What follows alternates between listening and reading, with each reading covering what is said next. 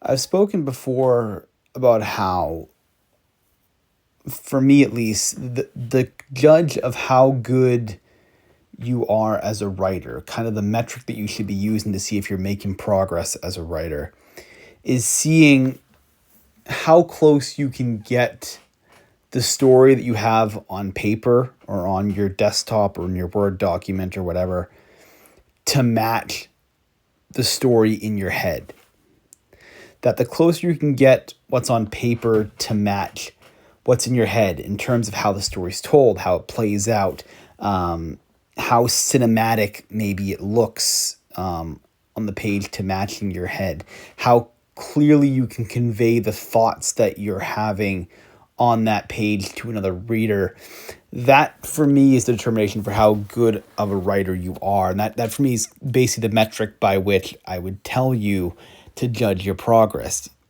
If over time you find that you're able to convey these things in your head better on the computer than you did before, well, congratulations, you're making progress. All the other things like form and how you tell the story and all that stuff, that's amazing. That is amazing, and that's going to be tailored towards you, the author, and what your particular style and tastes are. Some authors are very minimalist. Some love to talk forever and endlessly. That's all great. But I think as a general rule, you have to start to look at what's in my head, what's on the paper, and how close do those things match. And I think with that, and this is something I've had to talk to someone recently about, a lot of the frustration and a lot of the procrastination that I notice with writers comes from the fact that they're not able to make that connection. That often what they're writing is not matching what's in their head. And that's a problem. And that's honestly the torture of any writer.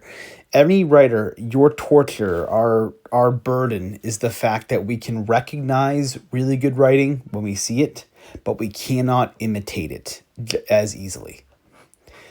It's far easier to notice good writing than it is to articulate exactly what it is that makes writing really good and how to mimic it.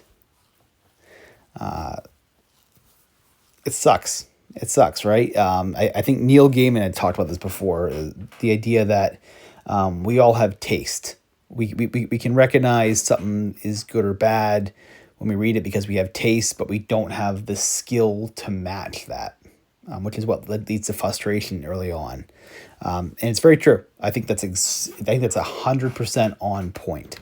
For a lot of people, procrastination comes from the fact that your writing just is not at the level that you want it to be at, and you know it. And it frustrates you because you can see what good writing is, and you're just there's a gap there. There's a gap between recognizing good writing and being able to pull it off. There's that gap.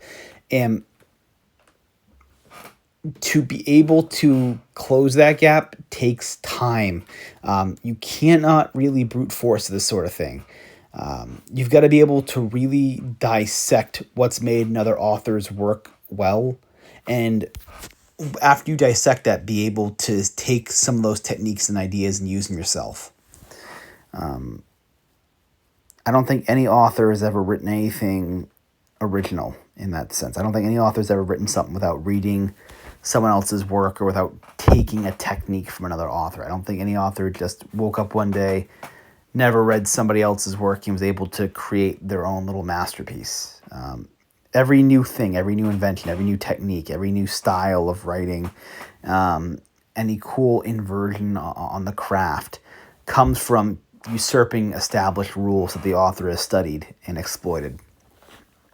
And so for you, if you're in that position where you're a little frustrated that your writing doesn't match the writing that you read, the writing that you know you could be at, I'd recommend that instead of just reading, start learning how to analyze.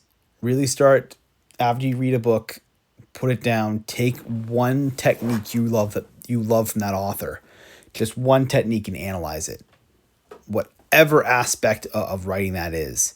Just go, man, this story was amazing. What really worked for me was this writer's use of voice. That narrator, my God, they had a voice.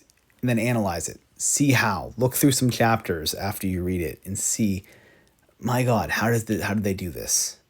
Right?